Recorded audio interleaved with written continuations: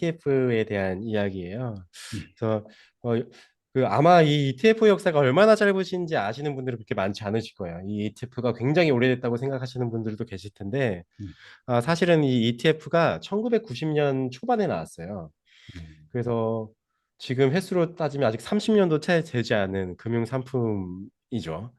그런데 이제 최근 거래되는 양을 보면은 개별 종목을 거의 능가하는 수준으로 거래량이 나오거든요. 예, 그래서 뭐 예. 속스라든가 음, 아니면은 QQQ, 뭐 스파이 이런 거 정말 이제 익숙하잖아요. 예, 애플이나 이런 주식만큼 거래량이 많이 나오는 ETF들인데 예, 그래서 이제 이 ETF를 어떤 히스토리를 갖고 있는지 정말 짧게 여러분들이랑 좀 공유를 하면 좋지 않을까 싶어서 하면은 아, 이거 나중에 ETF 이름 보실 때 한번 꼭 봐보세요. 이게 재밌어요. 그러니까 그 첫 번째 이 인덱스 ETF를 만든 곳이 뱅가드, 스테이트 스트리트, 블랙록 이 딱 세 군데예요.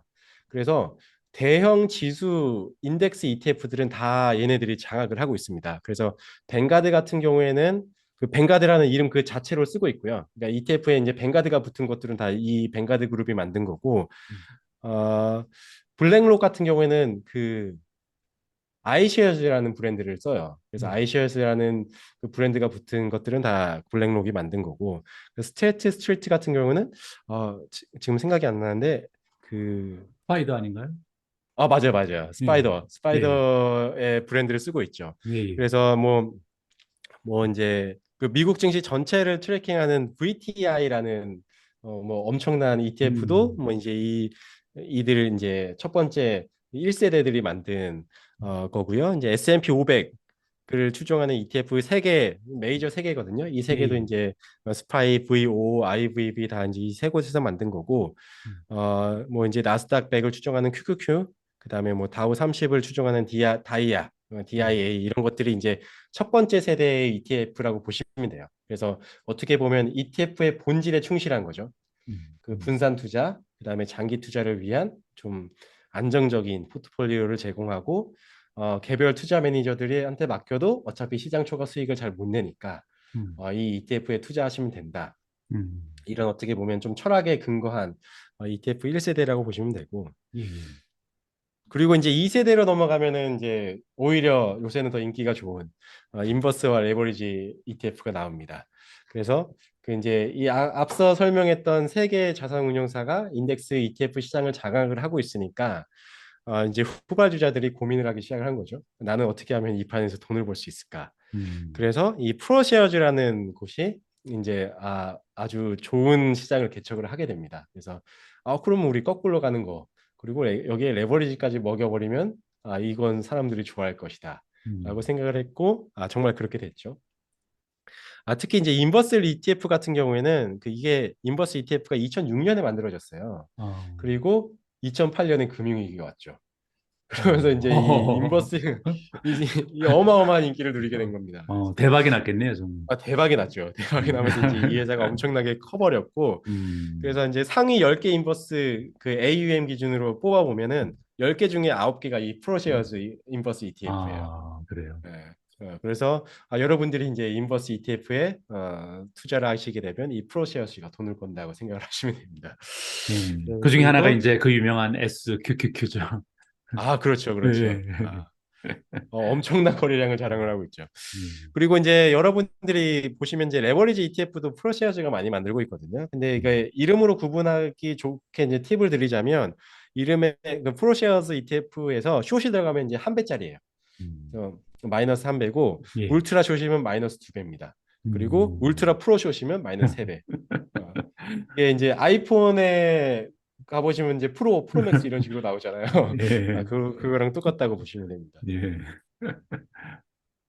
그리고 이제 뭐 이 시기에 같이 나왔던 게 이제 커버드 콜 ETF 많이 나왔었어요. 그래서 음, 뭐 제피, 그 JP 모간 뭐 프리미엄 인컨 ETF 뭐 이런 것도 나왔는데 그런 것들도 뭐 2세대, 3세대 사이에 있다고 보시면 되고 음, 어, 그다음에 이제 좀 이제 인버스랑 레버리지마저 이제 없어져 시장이 없어져 버린 거예요. 예, 그래서 그럼 그 후발 주자가 또 나오겠죠. 근데 그 음, 후발 주자는 야, 이제 우리는 어떤 걸 해야 돼? 하다가 이게 틈새 시장을 공략을 합니다. 더 음, 좁은 데에서 레버리지랑 ETF를 먹이는 거죠. 예. 그래서 예전에는 뭐 S&P 500에 대한 뭐 2배, 3배 뭐 인버스를 만들었다면 이제는 반도체 섹터의 3배, 뭐 음. 테크 섹터의 3배, 바이오테크의 3배, 뭐 이런 식으로 안 그래도 변동성이 큰 섹터에 배수까지 뭐 입혀버리는 이제 그런 상품들이 나오기 시작했고요. 예, 이제 예. 여기에서 이름을 떨친 곳이 이제 디렉시온이라는 곳입니다. 음. 그래서 이 디렉시온이라는 이름도 아마 투자를 하시게 되면은 ETF 이름에서 많이 찾아보실 수 있으실 거예요. 그래서 음. 이제 나중에 이제 이거 제 이야기 듣고 나면은 나중에 이 이름 보시면은 저절로 생각이 나실 건데, 어, 그리고 이제 오늘의 이제 주인공인 사기 개별 종목 ETF가 나옵니다. 어, 이거를 이제 ETF로 불러야 되느냐 말아야 되느냐의 논란은 있을 수 있겠지만 어쨌든 음. 차치하고 아, 그 ETF의 철학이 있죠. 일단 분산 투자는 해야 되는데 그 이제 그 철학을 이제 바닥에 버려버리죠. 아, 무슨 음. 개똥 같은 소리냐. 우리는 그런 거 모른다. 단일 종목에 대한 ETF를 만들기 시작합니다. 그래서 그 개별 종목의 인버스와 레버리지를 할 수 있고 그다음에 이제 뭐 개별 종목에 이제 커버드 콜을 입히는 그런 종류의 ETF도 나오게 됐는데 그래서 이제 오늘 소개시켜드릴 테슬라 개별 종목 ETF인데 사실은 이건 제가 투자를 권유하는 건 아니고 음. 이런 ETF도 있으니까 참고하시면 좋겠다라는 걸로 좀 받아들이시면 좋을 것 같고 이제 이 ETF들을 뭐 사용하고 싶으시다면 이런 케이스에서는 뭐 사용하실 수 있다 뭐 이 정도까지만 말씀을 드리려고 합니다. 예. 첫 번째는 이제 테슬라 레버리지 ETF인데 한 배로 부족한 거죠. 그래서 이제 음. 1.25배짜리 TSL이 있고 1.5배짜리 TSLI가 있고 이건 오타인데 TSLI가 있고 예, 예. 그다음에 1.75배짜리 TSLR이 있죠. 근데 이거가 뭐 꼭 부정적으로 보실 게 아닌 게 이제 나는 100만 원 있는데 테슬라에 너무 투자를 더 하고 싶어. 음. 그러면은 우리가 75만 원을 대출받아서 투자를 해야 되는 거죠.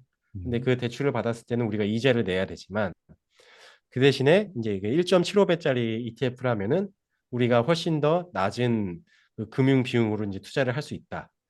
이 정도로 의의를 두시면 될 것 같고. 예. 그래서 만약에 이제 이거를 쓰실 때는 굉장히 이제 단기적으로 쓰셔야 될 텐데, 이를테면은 뭐 테슬라가 뭐 특정 이벤트, 실적 발표, 아니면은 뭐 테크데이 이런 것들을 열면서 좀 나는 이때 좀 뭔가 좀 터질 것 같다. 뭐 이럴 때는 사용하실 수 있다고 생각을 합니다. 근데 뭐 웬만큼 테슬라에 대해서 이해도가 높지 않은 이상은 좀 안 쓰시는 게 좋을 것 같고. 그다음에 이제 테슬라 인버스 ETF인데요. 예. 이거는 이제 어, 인버스로 가는 거죠. 테슬라가 상승하면 하락하는 건데 사실은 제가 이제 최근에 이 인버스 ETF에 투자를 했어요. 아, 그랬어요. 그래서 네네 이거 좀 뭐 어떤 논리적 근거에 따라서 투자를 했냐면 그 올해 1분기와 2분기에 테슬라 주가가 계속 올라갔었거든요. 예. 근데 이제 통상적으로는 그 투자은행의 애널리스트들이 그 정도로 주가가 상승하면 좀 따라가면서 목표 주가를 따라잡는 경우가 일반적이에요. 음. 근데 엔비디아 같은 경우죠. 엔비디아 예. 주가가 너무 빠르게 올라가니까 목표 주가도 이제 근접해서 올라가는데 이때 일어났던 현상이 애널리스트들이 오히려 목표 주가를 내리는 케이스가 많이 생겼었어요.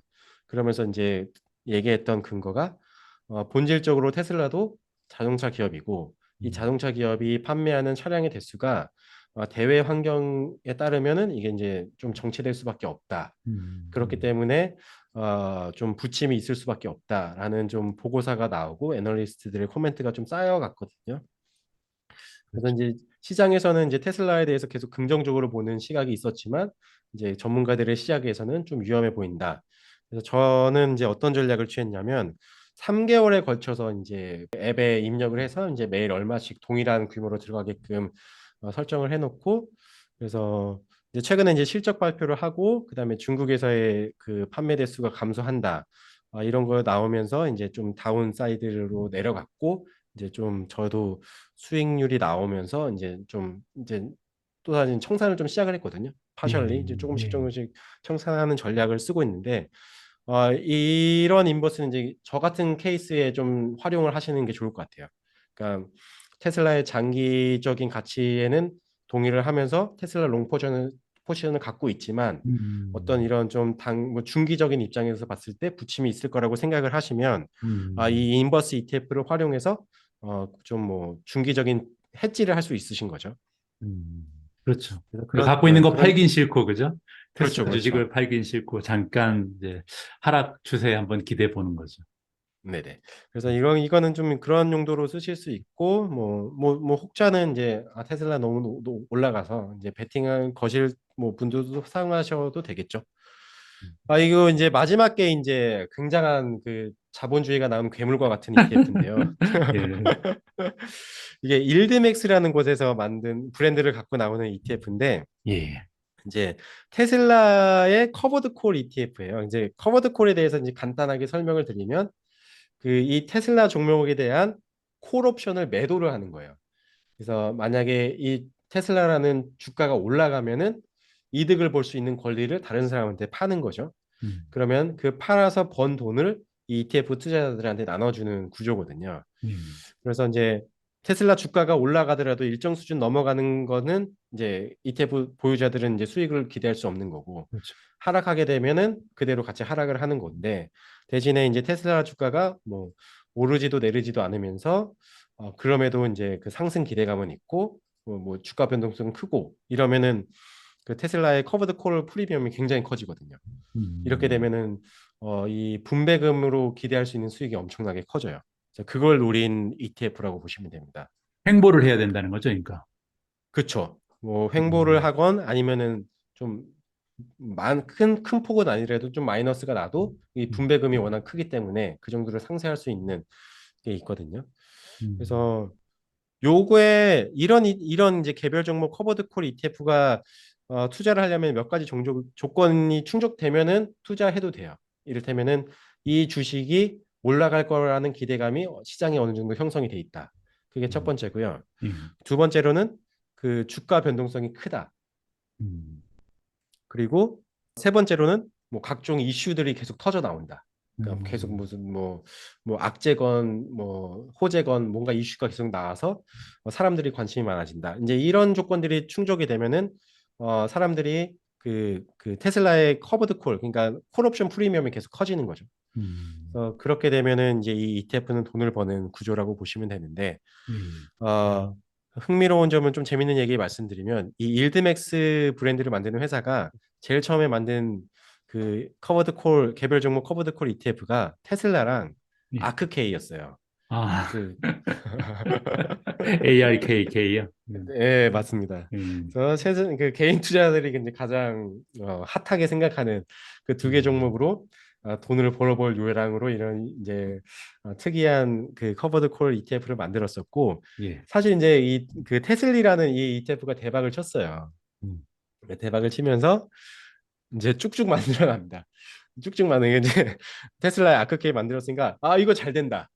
그러면은 이거 개인 투자자들 관심 많고 주가 변동성 크고 좀 거래량 많은 것들은 다 싹 다 만들어 보자 해서 이제 뭐 음, 엔비디아, 아마존, 메타, 알파벳, 코인베이스, 넷플릭스, 뭐 페이팔, 엑슨모빌 이런 것들 지금 다 일드맥스 브랜드 달고 똑같은 구조의 그 커버드 콜 ETF가 이미 나온 상태고 예. 앞으로도 쭉쭉 나올 것 같습니다. 이게 지금 그 주가 상승을 보고 투자하는 게 아니라 배당 받으려고 하는 거죠? 네, 맞습니다. 주가 상승이 음, 아니라 이제 어떻게 보면은 이 테슬라에 미쳐 있는 사람들로부터 돈을 받는 거죠. 음, 어, 나는 너네의 생각에 동의하지 않지만 너네들의 있던 과도한 매수하려는 그런 움직임이 나에게는 돈이 될 수 있어. 그게 바로 음, 커버드 콜이야. 이렇게 보시면 될 것 같습니다. 굉장히 재미있네요. 네, 그래서 이게 떻게 보면 이게 개인 투자자들이 뭐 어떤 개별 기업의 콜옵션을 매도한다 이런 거는 못하는 것 중에 하나인데 예. 이걸 현실화해 준 ETF라고 보시면 됩니다. 음. 그리고 이제 예전에는 주식을 사고 파는 게 굉장히 어려웠는데 요즘 들어서는 이게 쉬워졌잖아요. 그러다 네네네. 보니까 일부 종목은 예전에 없었던 변동성이 나타나는 종목들이 많이 생겼고 어, 맞아요. 뭐 거래량이 급증할 가능성도 있고, 뭐 이런 음. 시대적인 거를 좀 이해하고 거기에 좀 이용을 하는 그런 ETF가 아닌가 생각이 듭니다. 네, 아주 딱 맞게 보셨습니다. 음. 이것도 위험하죠, 근데. 아, 위험하죠. 이거 정말 위험한 거죠. 그래서 만약에 이제 그 계속 그 기업의 변동성이나 이런 것들을 주시하실 수 있으시면 어 나쁘진 않을 거예요. 근데 이제 아 이게 가장 큰 리스크는 하락이거든요. 상승에 대한 하락하기 시작하면은 사람들이 이 종목을 거래를 안 하기 시작할 거고, 그럼 예. 분배금도 확 줄어버릴 거고, 그리고 주가 하락도 겹쳐버리니까 음, 그냥 일반 주식보다 더 위험해지는 케이스가 생기는 거죠. 왜냐하면 상승에 음, 대한 기대 수익은 전혀 없는 상태가 돼버리니까요. 그러네요. 알겠습니다. 네, 이렇게 두 어, 번째까지 커버해 주셨고요. 혹시 에너지 되세요? 세 번째까지 가능하실까요? 네, 저 미주님께서 시간만 괜찮으시다면, 예, 예, 저 괜찮습니다. 뭐야, 한 네. 30분 정도 더 시간이 있으니까요. 네, 아이온큐는 사실 이제 그 가을바람님께서 워낙에 설명을 자세하게 잘 해주셔서 어, 일단은 이번 좀 이슈에 대해서 좀 짚고 넘어가는 게 좋을 것 같습니다. 예, 예. 잠시만 그러면은 잠시만요. 아이온큐로 한번 넘어가 기다리시면 보도록 하겠습니다.